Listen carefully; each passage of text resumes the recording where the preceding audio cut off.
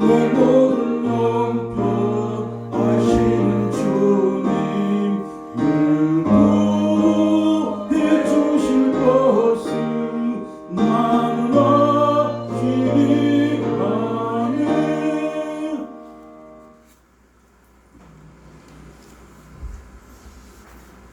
온 우주 가운데 온 만물들을 창조하시고 지금도 살아 역사하시는 거룩하신 하나님 아버지, 우리와 함께 해주시면 진심으로 감사합니다. 2020년 마지막 주일 예배를 드리면서 올 한 해 다시 한번 돌아볼 때마다 하나님의 은혜가 아니면 살 수 없음을 고백하게 됩니다. 1분 1초도 하나님이 허락하시지 않으면 우리는 호흡할 수 없는 연약한 인간들을 너무나 사랑하셔서 우리를 죄 없다 하시고 우리를 의롭다 하시고 우리를 위해서 친히 십자가에 죽으신 그 예수님의 그 사랑 앞에 우리 다시 한번 큰 은혜를 입게 되었습니다. 우리 안에 너무나 많은 더러운 죄가 있습니다.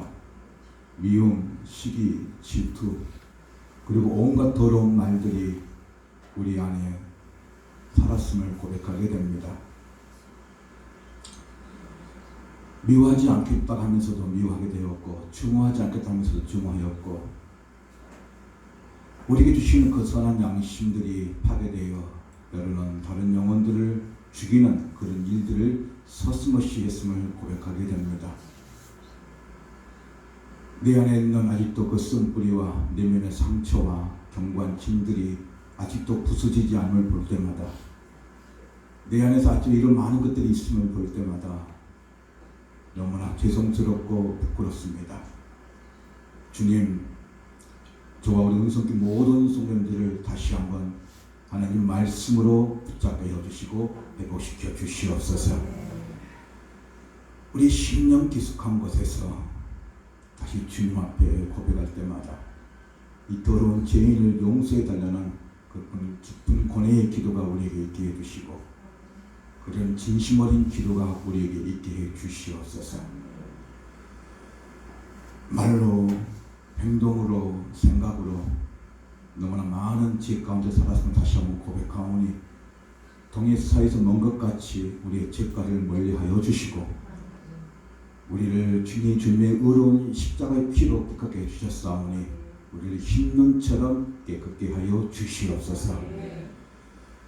주님의 빛가심 아니면 우리는 살 수가 없음을 고백하오니 다시 한번 주님, 우리가 죄인일지라도 우리를 의롭다 해주신 그 치의의 은혜로 말미암아 이 죄의 옷을 벗고 의의 옷을 입어 깨끗한 거룩한 모습으로 다시 서게 해 주옵소서.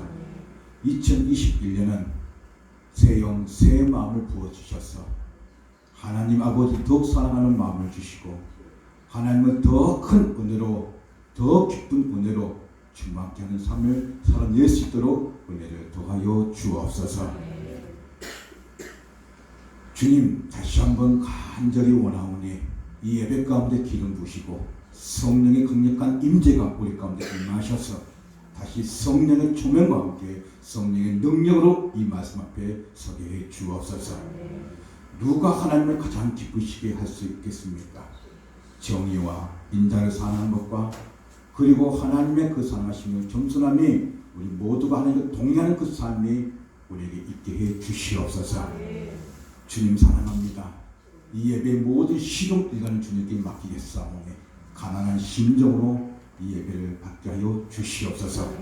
예배를 드리던 모두에게 성령의 충만함과 성령의 능력과 성령의 권세가 이 시간에 임하여 주시옵소서. 어느 누구 한 사람도 흐트림이 없이 이 예배의 집중력을 더하여 주옵소서. 주님께 모든 것 감사를 드리며 살아계신 예수님의 이름으로 기도합니다. 아멘.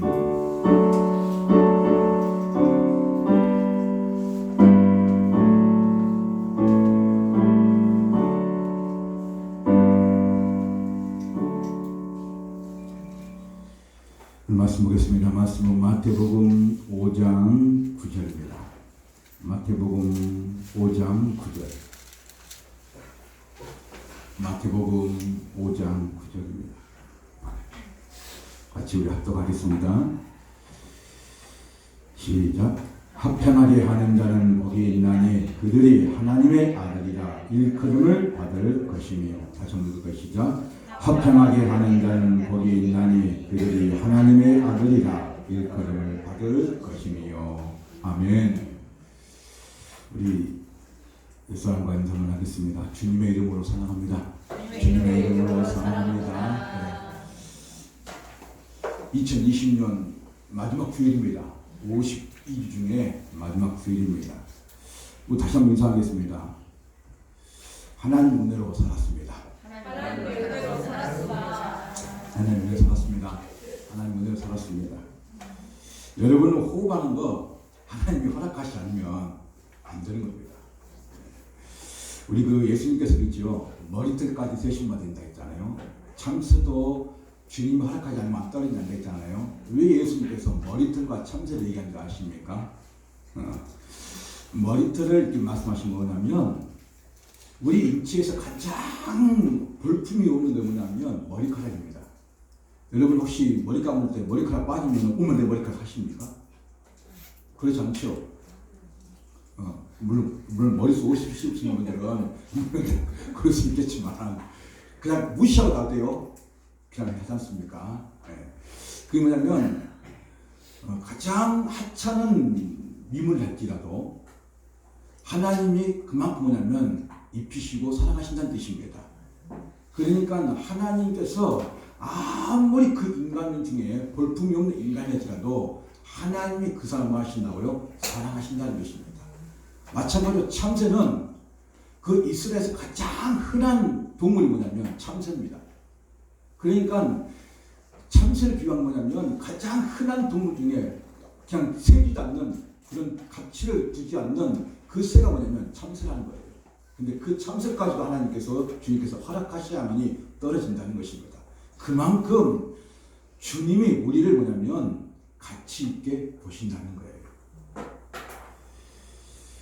여러분의 가치는 하나님 것입니다.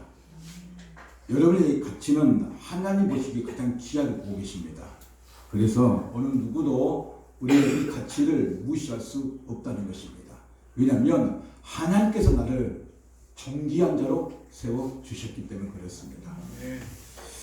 2020년 다산가련했던 한 해를 이제 보냅니다. 올해는 코로나 바이러스로 인해서 많은 것들이 제재를 받고 있습니다. 지금 우리나라도 지금 최고치 달려가고 있지요. 지금 코로나가 계속적으로 최고치를 달려가고 해서 지금 정부에서 오늘 그 3단계를 올릴 것인지 오늘 검토해 보고 있다고 합니다.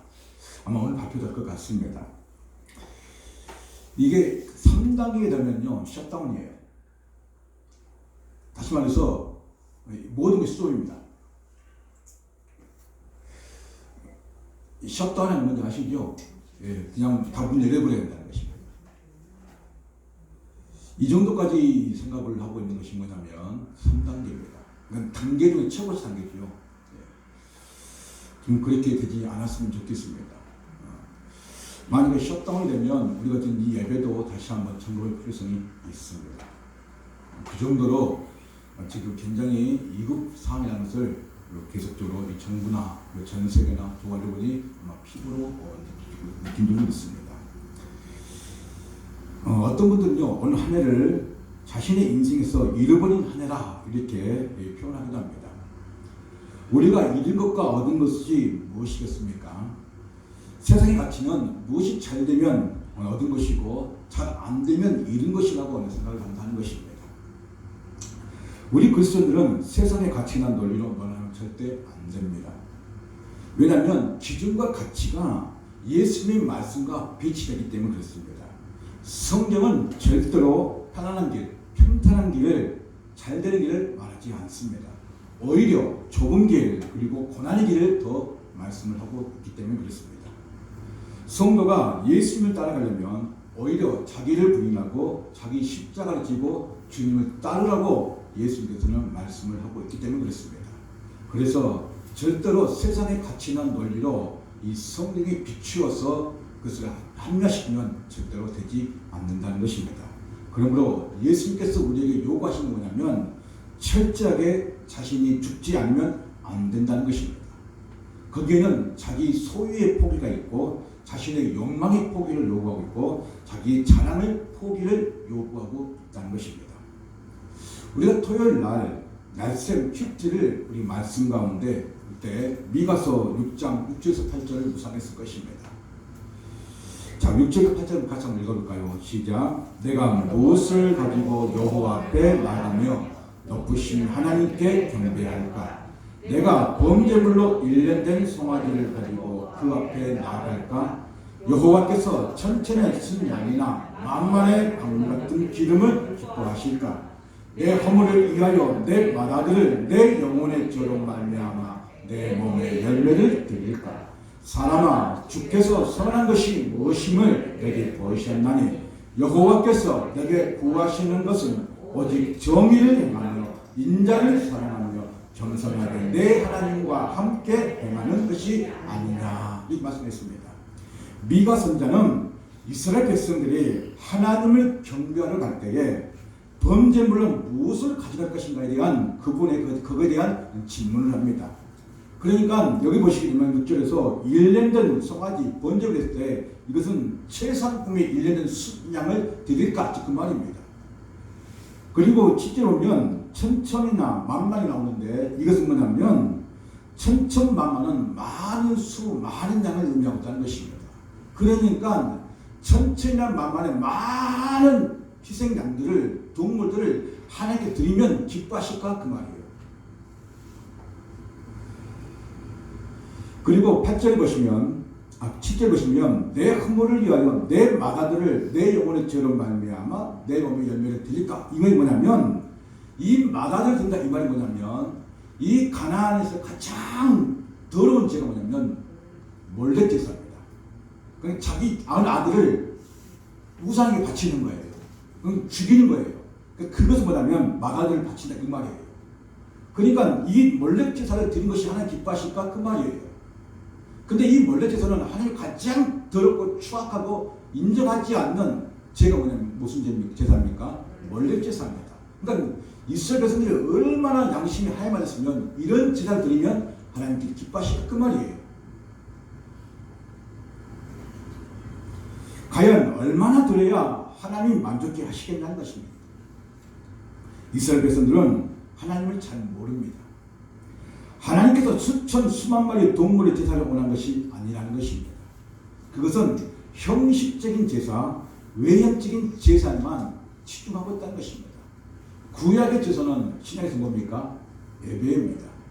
여러분이 수천 번, 수만 번 외식적인 행위를 한다고 해서 하나님께서 받으시겠다, 이 말이에요. 이 예배를. 그러면서 미가 선자가 이렇게 말합니다.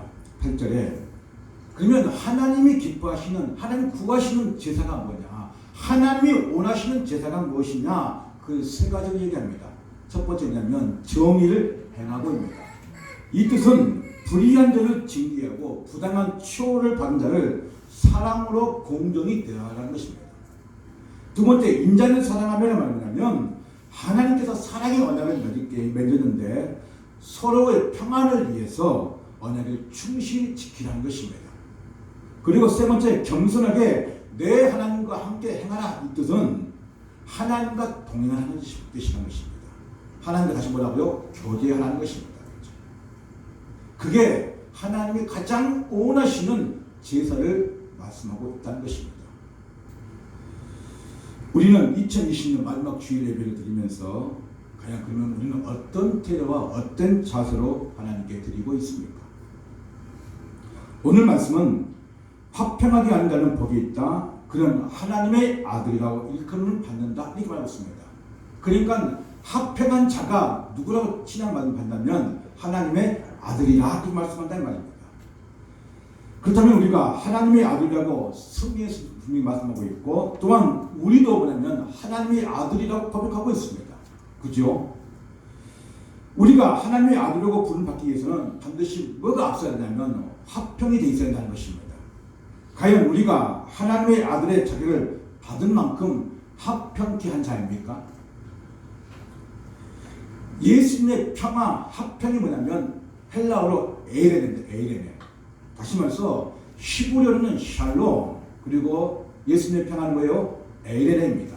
그러니까 이 에이레네와 샬롬이 같이 공존하는데 같은 의미를 두고 있는데 그 진정한 합평이 우리 안에 있냐는 것을 묻고 있는 것입니다. 우리가 합평하게 한다는 것을 말할 때 분열이 있는 곳에 평화를 만들어 준다는 것입니다. 그게 진짜 화평입니다. 산상순의 말씀을 가지고 묵상하면서 비폭력주의를 외치고 무정황의 평화의 전도사가 있었습니다. 그는 세상의 가치 판단을 했던 사람인데 그 대표적인 인물이 누구냐? 힌두교로 생겼던 마하마트 간디가 이 마태복음 5장 이 산상순을 날마다 묵상했다는 것입니다. 그는 힌두교예요. 힌두교가 뭔지 아십니까? 범신론이에요. 범신론. 범신론 뭔지 아십니까? 모든 피조물을 신다는 거예요. 그러니까 돌신, 해신, 달신, 그리고 여러분 집안에 갖고 있는 그런 모든 것이 다 뭐냐면 신을 섬겨버린 거예요. 신이 되는 것이. 그게 뭐냐면 힌두교입니다. 그러니까 일본의 힌두교는요, 특별히 힌두교는 뭘 많이 우상하냐면 소예요, 소. 아시죠? 소. 소를 죽이면은 그건 가치 없습니다. 인도에서는. 우리는요, 없어서 못 먹고 있어요, 비싸서. 근데 인도 절대 소를 먹으면 안 되는 것입니다. 깨어진 관계, 분열, 갈등 가운데 있는 그곳에 예수님의 성품을 드러내는 것이 뭐냐면 화평이라는 것입니다. 그래서 에베소서 2장 14절에 이렇게 말씀합니다. 한번 같이 읽을까요? 시작. 그는 우리의 화평이신지라 둘로 하나를 만드사 원수된 것 곧 중간에 막힌 담을 자기 육체로 허시고 라고 되어 있습니다. 죄로 막힌 담은 모두 분열과 갈등의 원인이 됩니다. 예수님을 통해서 막혀있는 모든 담을 허는 것은 바로 예수 그리스도의 말씀입니다. 신자는 분쟁과 갈등이 있는 곳에 화평의 관계를 맺도록 하는 사람들입니다. 우리는 허물 많은 사람들이고 교회 안에 모여서 그 허물을 드러내면서 살아가고 있습니다. 그래서 때로는 상처를 받거나 때로는 상처를 주면서 우리는 교회 생활을 하고 있습니다. 예수님이 우리 안에 오셔서 나라는 존재에 그 안에 성령의 인치심을 통해서 나는 점점 변화가 일어나고 있습니다. 신자는 평화를 만드는 자가 되야 되고 그 평화를 가지고 가정이나 직장이나 사업장에서 드러내야 된다는 것입니다.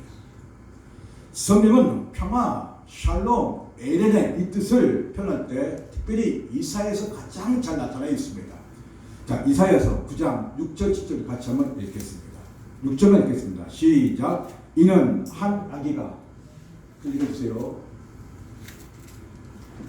자, 다시 나도 읽겠습니다. 다시 우리 좀 같이 한번 읽겠습니다. 이는 한 아기가 우리에게 낳았고 한 아기가 우리에게 통해서 낳았음을 얘기하고 있는 것을 볼 수 있습니다. 그것은 뭐냐면 한 아기가 우리에게 낳았고 한 아들을 우리에게 주신 바 되었는데 그 어깨는 정사를 메었고 그 이름은 기묘자라 모사라 전능하신 하나님이라 용전하신 아버지라 평강의 왕이라 이렇게 말씀을 하고 있다는 것입니다. 즉 이 말씀은 꼭 무슨 말씀이냐? 그것은 평강의 왕 에렌의 하나님이 누구시냐? 그것은 여호와 하나님이심을 말씀을 하고 있다는 것입니다. 그렇다면 오늘 우리 가장 중요한 말씀 중 하나 뭐냐면 이 간디가 마하마트 간디가 자신이 비폭력을 외치는 그 평화가 과연 예수님 말씀하시는 그 평화와 동일점이냐? 그게 절대로 아니라는 것입니다. 예수님 말씀하시는 이 진정한 평화는 무엇이냐? 화평이 무엇이냐? 그것은 죄 가운데 있는 죄인을 용서하는 그게 뭐냐면 화평이라는 것입니다. 그렇다면 오늘 산상순 8곡 중에 7번째를 소개하는데 이게 뭐냐면 마태복음 5장 9절에 화평케 하는 자는 복이 있나니 저희가 하나님의 아들이라 일컬음을 받을 것이요 라는 것입니다. 그러니까 마태복음 5장 9절에 여기서 헬라어로 화평케 하는 자라는 뜻이 뭐냐면 에레노포이오이라는 뜻입니다. 이게 합성어입니다.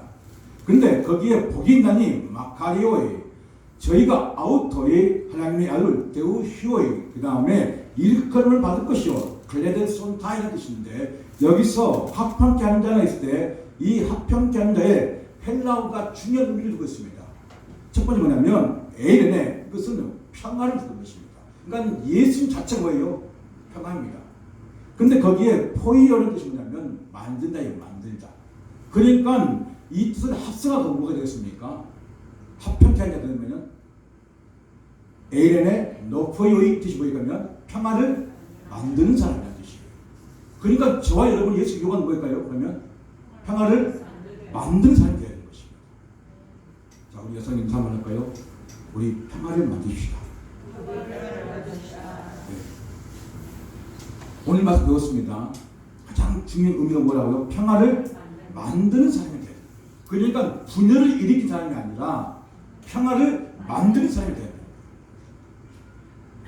지금 예수님께서 우리에게 뭐냐면 포이 레이온의 포이라는 뜻을 우리에게 말씀하고 있는 것은 뭐냐면 평화를 만드는 사람이 되기를 원하고 있다는 것입니다. 그 사람이 누가 되겠습니까? 하나님의 아들이라 이 말입니다. 만약에 평화를 깨버리면요, 하나님의 아들이 아니라는 것입니다. 이 세상은 이미 평화가 깨진 세상이며 평화가 복원되어야 하는 세상임을 전제로 하고 있다는 것입니다. 인간과 인간 사이의 분쟁이나 국가 간의 전쟁 혹은 생태계의 파괴되면서 깨지고 혼란에 빠져있는 이 세상을 우리가 들어가서 그 에덴의 예수님의 그 평화를 우리가 뭐 한다고요? 포효히 만드는 사람이 되는 말씀을 하고 있다는 것입니다. 그래서 근본적으로 죄로 인해 하나님과의 관계가 깨어진 세상을 다시 우리가 뭐예요? 복원시킨 것이 바로 오늘 말씀하시는 합평케 하는 자가 된다는 것입니다. 좀 더 정확히 표현한다면 그렇게 한번 해주세요. 죄가 세상에 들어왔습니다. 근데 그 죄가 세상에 들어오자 인류는 사탄에 속한 자가 되었고 하나님과 원수가 되었습니다. 하나님과 관계가 산산이 깨어진 관계가 되었고 그곳에서 우리 안에 화평이 완전히 깨져 버렸다는 것입니다. 그래서 그 화평을 다시 이을 자가 필요했는데 그것은 뭐냐면 반드시 구약에서는 동물의 피가 필요했고 신약에서는 예수님의 피가 필요했던 것입니다. 그래서 그분이 평화의 왕으로 샬롬의 왕으로 오셔서 깨어진 관계를 다시 뭐냐면 잇기 위해서 예수님의 십자가의 죽으심을 선택하셨다는 것입니다. 그 선택을 받은 우리는 예수님의 참된 평화를 우리 안에 누림으로 인해서 우리뿐만 아니라 우리와 함께하고 있는 저 죄에 빠져있는 저 영혼들을 우리가 뭐냐면 구원을 해야 할 책무가 우리에게 있다는 것입니다. 그래서 저와 여러분은 반드시 뭐가 하냐면 죄와 갈등이 해결되고 그리고 평화를 깨진 곳에 우리가 들어가서 그 평화를 다시 뭐예요? 예수님 피로 다시 이을 수 있게 해야 할 책임이 누가 있다는 거예요? 저와 여러분에게 있다는 것입니다. 왜 그럴까요? 여러분의 책임이 뭡니까? 합평케 하는 자가 되는 것입니다. 합평케 하는 자가 되신 뜻이 뭐라고요? 평화를 만드는 사람입니다. 인간이 창조하기 전 에덴동 상태는 샬롬의 상태였습니다. 평화의 상태였습니다. 에덴 동산에서 인간이 삶이 바로 평화의 삶이었습니다. 에덴 동산에서는 인간을 통해서 하나님께서는 하나님의 관계가 하나가 되기를 원했습니다. 그리고 인간과 인간의 관계가 하나가 되기를 원했습니다. 그리고 나와 관계가 하나가 되기를 원했습니다. 그러니까 하나님과 나와 이 모든 관계가 이 에덴 동산은 완전했습니다. 언제요? 타락하기 전까지는. 이 에덴 동산은 하나님 나라의 천국을 모형으로 보여주는 가장 아름다운 동산이 바로 에덴 동산이었습니다. 그 동산은 너무나 완전했고 너무나 샬롬의 나라였던 것입니다. 그런데 이제 그 죄가 들어온 말미암아 이 에덴 동산은 더 이상 뭐요? 완전한 동산이 아닌 하나님 나라가 아닌 깨져버리는 동산이 되었던 것입니다. 그러므로 그 에덴 동산 살았던 이 아담은 신라본 다시 말해서 그 아름다운 동산에서 어떻습니까? 떠나버리는 그런 죄의 속성을 우리에게 가지게 되었던 것입니다. 샬롬은 그리 오래 가지 못합니다. 왜냐하면 우리 안에 죄가 계속 많이 나고 있기 때문에 그렇습니다. 그러나 그 샬롬을 계속 유지할 수 있는 건 뭐냐면 예수님이 우리 안에 거하시면 우리는 샬롬을 평안을 누릴 수가 있다는 것입니다. 모 대기업을 다니던 어떤 분이 하나님께서 부르셔서 그 대기업을 일하는 근무를 내려놓고 두란노소라는 직장으로 오겠습니다.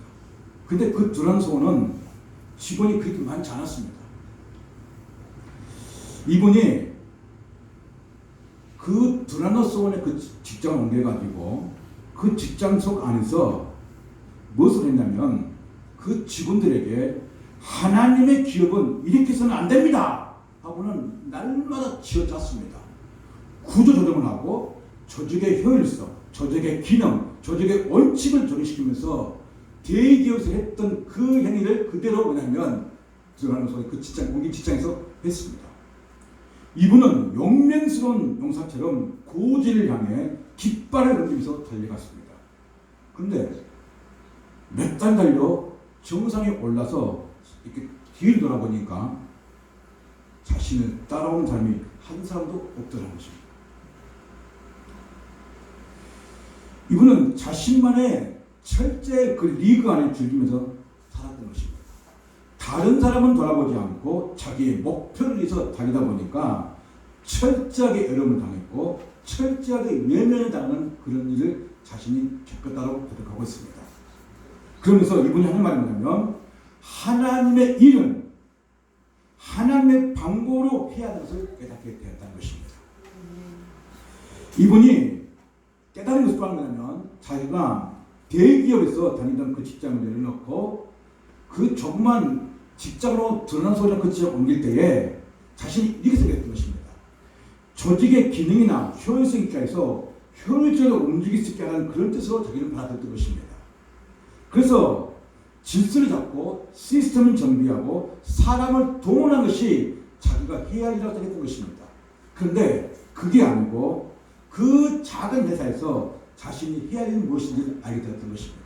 왜냐하면 그곳에 바로 분열과 갈등이 많았던 것이었습니다. 그러니까 이분이 거기에 들어간 뭐냐면 합평, 평화를 만드는 사람을 하라고 거기 넣어줬는데 오히려 갈등만 더 부추기는 일을 하게 되었다는 것입니다. 그래서 이분이 느꼈던 게 뭐냐면 진정한 화평이 무엇이냐, 그것은 주님을 통한 주님의 우리에게 주시는 그 삶의 가장 큰 의미가 무엇이냐, 그것은 내가 평화를 만드는 사람이 되어야하는 것을 깨닫게 되었다는 것입니다. 여러분 혹시 평화가 깨지진 않았습니까? 여러분이 혹시 들어가면 분열이 일어납니까? 아니면 화목게 됩니까? 여러분이 가정이나 직장이나 사업장에 들어가면 사람들이 피합니까? 아니면 좋아합니까? 만약에 내가 딱 갔는데 사람들이 홍인이 가라듯이 싹 피해버린다.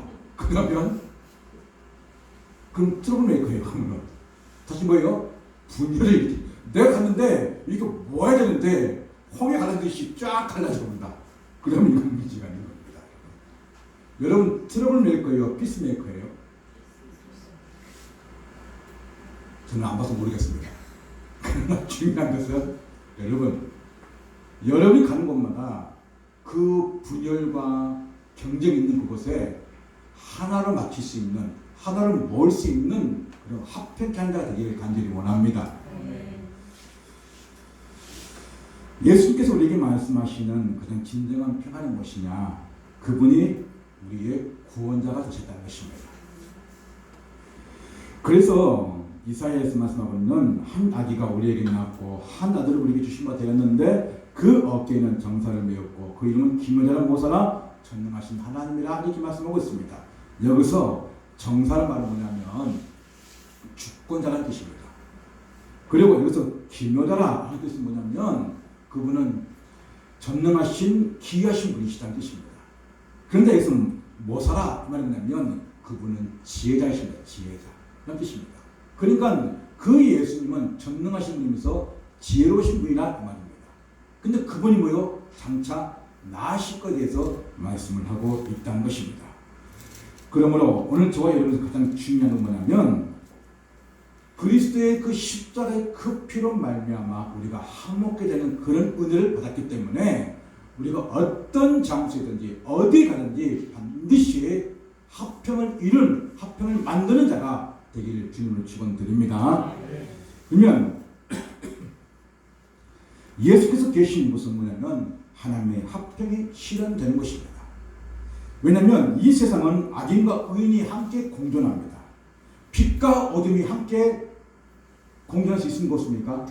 없습니다. 여러분, 물과 기름이 같이 섞여집니까? 섞여지지 않습니다. 그러니까 둘 중에 하나는 반드시 뭐냐면 나눠지게 되어 있다는 것입니다. 빛이 들어가면 뭘까요? 어둠이 물러게 되어 있습니다.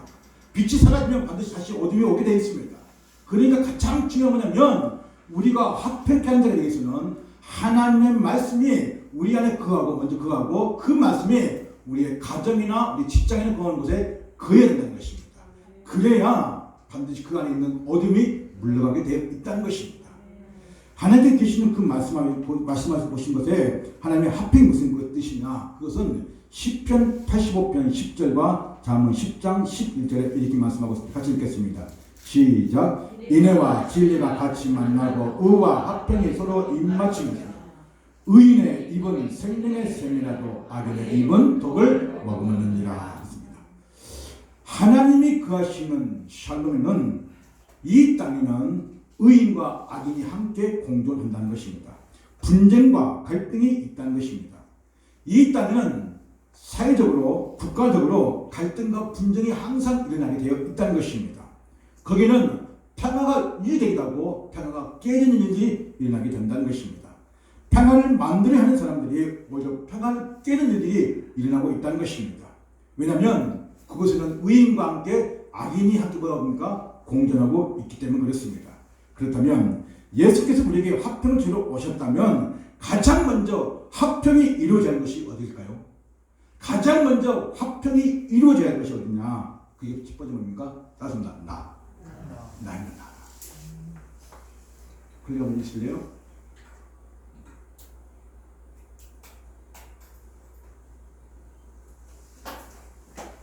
자, 로마서 7장 18절 19절 같이 한번 읽겠습니다. 시작. 내 속 곧 내 육신에 선한 것이 거하지 아니한 줄을 아노니 원함은 내게 있으나 선을 행하는 것을 없노라. 내가 원하는 바 선은 행하지 아니하고 도리어 원하지 아니한 바 악을 행하는도다.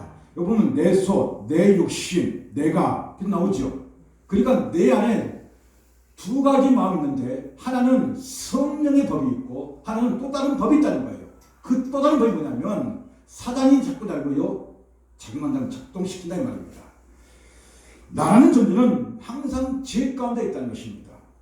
생각하는 것, 마음 먹은 것 모든 것이 죄의 뿌리에 있다는 것입니다. 나라는 존재가 먼저 치유되지 않으면 절대로 선한 것이 나올 수 없다는 것입니다. 그래서 우리에게는 선한 것이 하나도 없습니다. 내가 원하는 것은 선이지만 내 안에 또 다른 법이 자꾸 나를 보내면 죄를 짓게 하게 한다는 것입니다. 악을 행하도록 한다는 것입니다. 그런데 여기서 우리가 끝나게 되면 하나님의 성품이 나오지 않습니다. 죄의 꼬리를 끊어야 되는 것입니다. 그것은 내가 예수님 안에 함께 공존해야 된다는 것입니다. 그래야 예수님과 합평을 함께 이루고 있고 그 이름을 통해서 뭐냐면 날마다 내가 죽어야 하는 그런 연습을 하게 된다는 것입니다. 그래서 사도 바울이 고린도서 15장 31절에 이렇게 말씀합니다. 같이 읽겠습니다. 시작. 형제들아 내가 그리스도 예수 우리 주 안에서 가진 바 너희에 대한 나의 자랑을 두고 받노니 나는 날마다 죽노라. 바울이 뭐라고요? 날마다 난 죽게 된다. 여러분 나는 날마다 죽노라 이 고백할 때 오늘을 기억합니다. 그럼 내일은요? 잊어버리죠? 그죠? 나는 날마다 죽노라고 날마다 기억하십니까? 만약 여러분이 날마다 나는 죽노라고 고백한다면 여러분의 그 마음에는 계속 뭐냐면 합평이 이루는 그런 은혜가 넘치는 믿습니다. 그래서 날마다 죽노라는 게 무슨 말인가요? 내가 또 다른 그 성령의 법이 아닌 또 다른 나의 법, 그 사악한 나의 안에 마음 들어있는 것, 더러운 것이 다 뭐요? 죽어진 것을 말하고 계십니다. 바울은 그걸 죽이려고 날마다 죽노라고 고백한 것입니다. 그러므로 내 안에 그 쓴뿌리, 경관진, 내면의 상처 이런 것을 가지고 우리가 살아서 보니까 보이지 않는 그 안에 그 상처들이 다른 사람이 오히려 뭐 있습니까? 상처를 주는 그런 일들이 우리에게 있었다는 것입니다. 여러분 안에 그 경관진이 두꺼우면 두꺼울수록 우리에게는 선한 것이 절대 나오지 않습니다. 여러분 안에 그 경관이 계속 깨져야 되는데 그 깨지 뭐냐면 그 상처가 뭐냐면 그것은 어렸을 때 받아왔던 그 상처입니다. 그것을 깨야 됩니다. 그것을 가져가면 절대 안 됩니다. 그럼 깨는 방법은 뭘까요? 그것은 예수밖에 없습니다. 두 번째입니다. 예수님이 합평이 이룰 때 가는데 이루는 뭐냐면 가정입니다. 가정. 첫 번째 뭡니까? 나의 복. 두 번째는요? 가정이에요. 너무나 힘든 가족 구원입니다. 이것은. 자, 예수께서 뭐라고 하는지 아십니까? 마태복음 10장 34절부터 시작. 내가 세상에 합평을 주러 온 줄에 생각하지 말라. 합평이 아니요 검을 주러 왔노라. 내가 온 것은 사람이 그 아버지와 딸이 어머니와 며느리가 시어머니와 부라가 하려 함이니 사람의 온수가 자기 집안 식구라. 예수께서 친히 말씀하신 것입니다. 우리 성도들은 누구나 한 번쯤은 겪었을 것입니다. 예수께서는 자신의 합평을 주러 온 것이 아니라 검을 주러 왔다 이렇게 말하니까 이것을 잘못 오해해가지고 예수님은 합평을 깨우십니다 이 생각은 아니다 말이에요. 이 말씀의 진정 의미가 무엇이냐, 그것은 주님을 믿고 따르는 성도에게는 평안한 삶을 살 수가 없다는 것입니다. 오히려 이 세상을 향해서 그 영적 전쟁을 하라는 것입니다. 다시 말해서 혈연 관계에 있는 가족일지라도 예수님을 믿는 신앙의 문제 때문에 신앙관이 다르다 보니까 결코 하나가 될 수 없다는 뜻입니다. 여러분, 우리 철저하게 느끼고 있지 않습니까? 우리 가족 중에 보십시오. 어떤 부분 가정은 형제 중에 불교입니다. 또 어떤 분은 뭐냐면 기독교입니다. 그럼 어떻습니까? 명절에? 명절 어때요?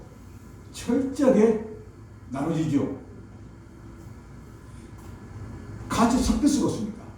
왜냐하면 영적이기 때문에 그렇습니다.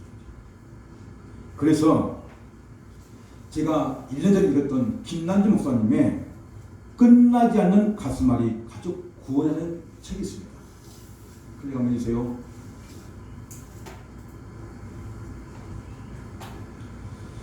저는 이 책을 읽으면서 가장 깨닫는 것이 뭐냐면 가족 구원을 이 김난주 목사님도 가슴앓이 했다는 거예요. 사도 바울이 영적인 아들 디모데에게 에베소 교회를 맡으면서 이 몇 가지 교훈 중에 첫 번째 이 말씀합니다. 자, 디모데전서 5장 벌써 위에 보이죠? 시작. 누구든지 자기 친족, 즉 자기 가족을 돌보지 않으면 믿음을 배반한 자요 불신자보다 더 악한 자니라 하겠습니다. 믿지 않는 가족을 돌아보는 일은 결코 쉬운 일은 아닙니다. 예수를 믿는 자들이 자기 가족과 친족을 돌아보지 않는 것은 믿음을 배반하는 일이라고 마탄을 짓고 있습니다. 가족은 특별한 관계입니다. 세상에 많은 모임과 기관이 있지만 하나님께서 직접 세우신 기관인데 교회와 가정입니다. 그런데 김난희 목사님이 이 책에 쓴 건 뭐냐면 가정도 하나의 작은 뭐라고 봅니까? 교회라는 거예요. 이 건물이 교회가 일차례 있고 우리가 그전부터 뭐예요? 돌아가면 가정이 있잖아요. 그 가정은 뭐라고요? 하나의 작은 교회라는 것입니다. 자, 이 교회 안에는 담임 목사 목회자가 있습니다. 근데 그 목회자는 진리를 깨닫게 해서 가르칩니다. 그죠? 그게 교회가 해야 할 일이고 제 할 일입니다.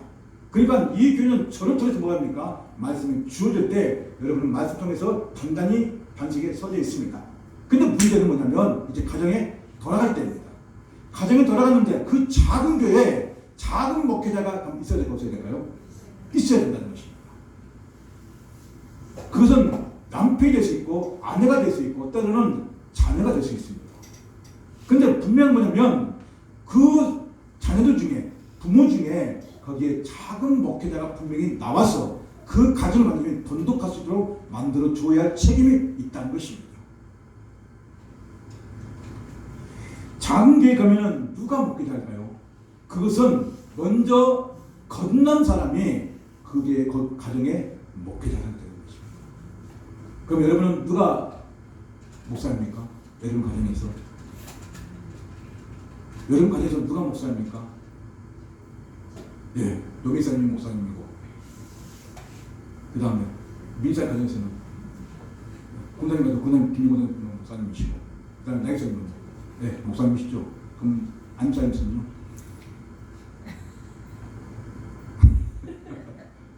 김수사님은요? 저희 가면이죠. 두 분 목사님이세요? 믿음 있는 분이 뭐예요? 작은 목사 일을 한다는 것입니다. 그래야 김남희 선생님이 있습니다. 열매를 맺을 수 있다 하고 말하고 있습니다. 여러분은 어떻게 보면 작은 목회자입니다. 그런 중요한 의무가 여러분 가정 가운데 반드시 이루게 해야 된다는 것입니다.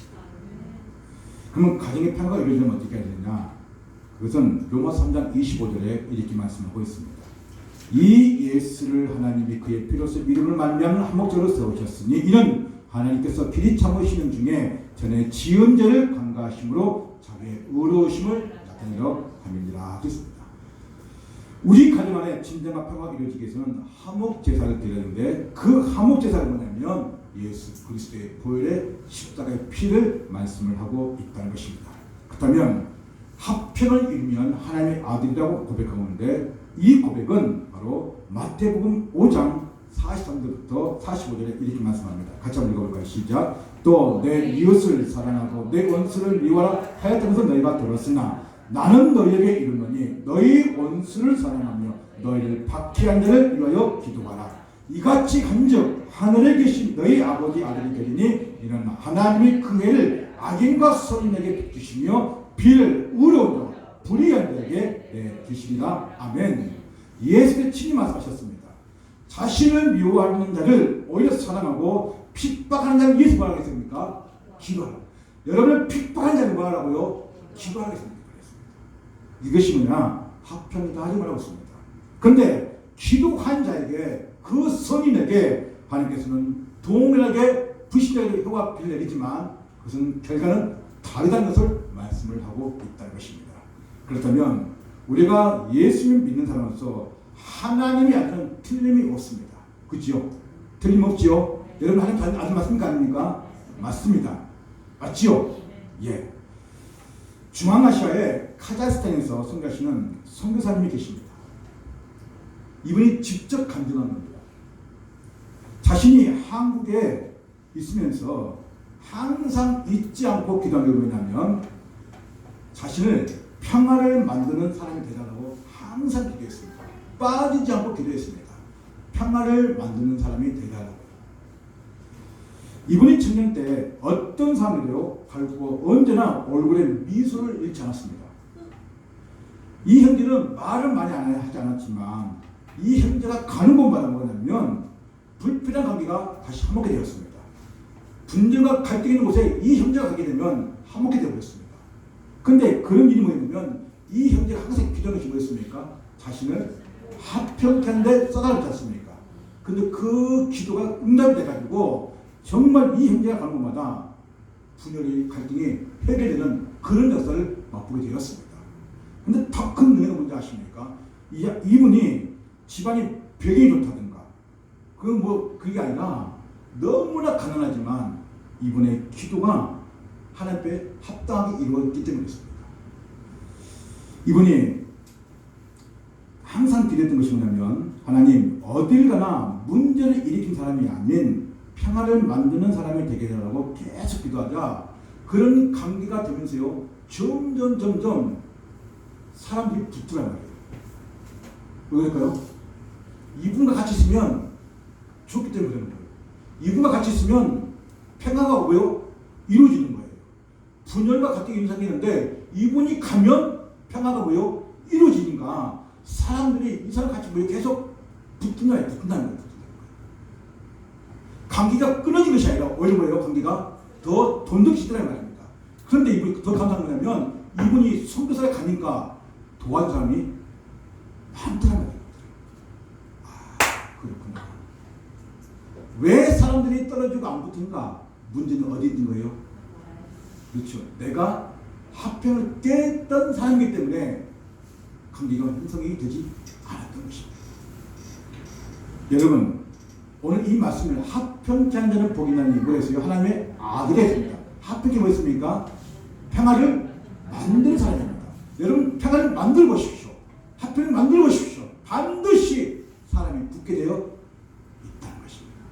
그리고 그 사람들이 여러분의 삶을 도와준 것을 믿으시길 바랍니다. 이게 영적 권리입니다. 말씀을 정리하겠습니다. 그러면 하나님을 갖는 화평의 핵심 세 가지가 뭐냐? 그것은 용서입니다. 두 번째는 믿음입니다. 세 번째는 의와 평안과 희락입니다. 그러면 용서는 무엇이냐? 골로새서 3장 13절 14절 같이 읽겠습니다. 시작. 누가 누구에게 불만이 있거든 서로 용납하여 서로 피차 용서하되 주께서 너희를 용서하신 것 같이 너희도 그리고 이 모든 것 위에 사랑을 더하라. 이는 온전하게 되는 띠이라 했습니다. 여러분, 우리가 선물할 때 그냥 주가지만 선물할 때 끈을 이렇게 리본을 바꾸죠. 리본을 묶죠. 그것은 마무리라는 장치가 있는데 이 끈이 속박이 아니라 그 선물할 때 끈은 속박이 아니라 우리 내용물의 가치를 극대화시키는 하나의 도구입니다. 그죠? 우리는 사랑의 띠로 만들어진 사람입니다. 그러니까 이 사랑의 띠는 속박시키려는 것이 아니라 우리의 그 사랑을 통해서 예수님을 더 극대화시키는 도구란 말이에요. 도구란 말이에요. 저 역시 이 용서란 말이 단어 나오면요, 저도 이 소리 준비하면서요 이 부분에서 멈췄습니다.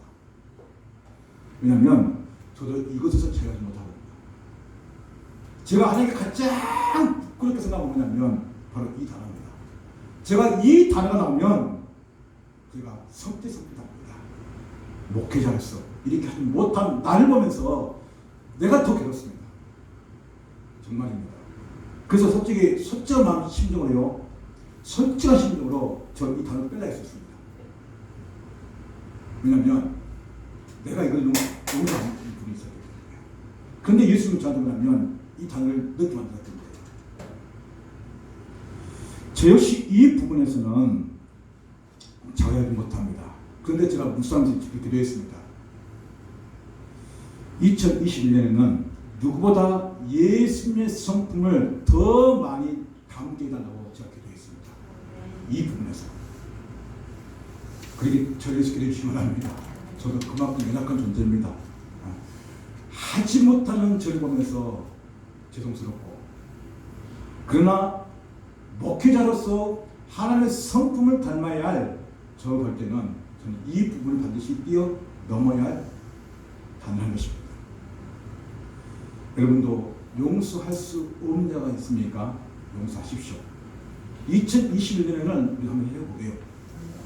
두 번째, 믿음입니다. 우리가 하나님 아들하고 친한 먹기 위해서는 화평의 주인이신 예수 그리스도를 믿는 것입니다. 믿어도 진실하게 인격적으로 믿어야 하는 것입니다. 믿음은 내 안에 의심하는 담을 허무는 것입니다. 마음의 상처를 담거나 그 불신 담아서 않게 되면 절대로 인격적인 믿음이 나오지 않는 것입니다. 오히려 불신만 더 커지게 됩니다. 이 불신은 교회를 다녀도 아무런 증거도 여기서 나타나지 않습니다. 그러나 내 안에 불신의 벽을 부수는 그 순간부터 뭐냐면 여러분은 믿음이 더 견고해질 줄 믿습니다. 은은 뭐냐? 은은 하나님과 올바른 관계를 통해서 예수님 닮는 삶을 사는 것이 뭐냐면 바울 말은 의입니다. 두 번째는 평강 뭐냐? 하나님과 올바른 관계를 맺고 난 다음에 자연스럽게 나타나는 것이 뭐냐면 내면에서 일어나는 현상이 뭐냐면 바로 평강입니다. 관계가 원만해지고 뭐예요? 내면에서 평강이 있겠죠. 그런데 그러면서 희락이 뭐냐? 내 안에 평안이 계속 이루어지니까 이제 어때요? 밖으로 나타나는 것이 뭘까요? 희락, 기쁨을 나타낸다는 것입니다. 여러분 가장 중요한 일 중 하나가 뭐냐면 의와 평강과 희락이 여러분의 삶과 나타나는 간절히 원합니다. 용서가 나타나는 간절히 원합니다. 이럴 줄 믿습니다. 그래서 우리는 신앙도요 품격이 있습니다. 뭐가 있다고요? 신앙도 품격이 있어요. 품격. 사람이 외모에서만 모습에만 품격이 있는 것이 아니고 사람 말에도 품격이 있습니다. 성품에도 품격이 있습니다. 인간은 내면 안에 인격에도 품격이 있는 것처럼 여러분도 뭐가 있냐면 품격이 남달라야 됩니다. 신자의 품격이 뭘까요? 말보다 믿음의 행실을 드러내는 것입니다. 하나님 앞에서 신자는 신앙의 품격을 보여줘야 되는 것입니다. 사람을 얻고 싶으십니까? 하나님과의 관계를 통해 올바른 형성이 되고 그리고 합편을 만드는 사람이 되어보십시오. 그러면 얼마든지 첫 번째 하나님과 나의 관계가 원만해지고 사람과 사람 관계가 뭐요? 원만해질 것을 잊지 마시기를 바랍니다. 2021년 새해는 다음 주가 2021년 첫 주입니다. 더욱 새로운 모습으로 그리고 이 한 주간에 합평을 만든 사람이 되어서 가정 안에 직장에 들어갈 때 이제 뭐 해야 될까요? 합평을 만드십시오. 만드시 간절히 원합니다. 그래서 좀 믿습니다. 그런 일들을 오늘 이번 주 하기를 주님은 축원드립니다. 기도하겠습니다. 거룩하신 하나님 아버지 감사합니다. 오늘 이 말씀 합평하게 한 자는 복이 있나니 그들이 하나님의 아들이라 일컬음을 받을 것이며 라는 말씀하셨습니다. 하나님 이 말씀이 곧 우리의 말씀이 되게 주옵소서. 우리 성도들의 삶 가운데 합평, 평안을 만드는 사람이 되게 주옵소서.